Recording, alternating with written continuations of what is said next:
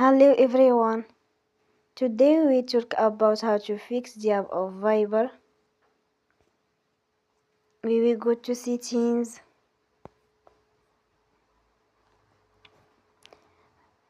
Then we click on apps.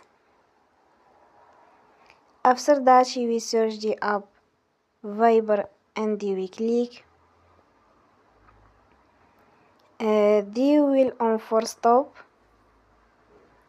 After that we will go to storage. Then we click on clear cache.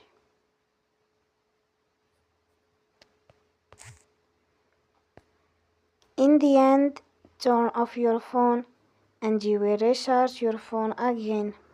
Don't forget to support us by like and subscribe. See you next time and thank you for watching.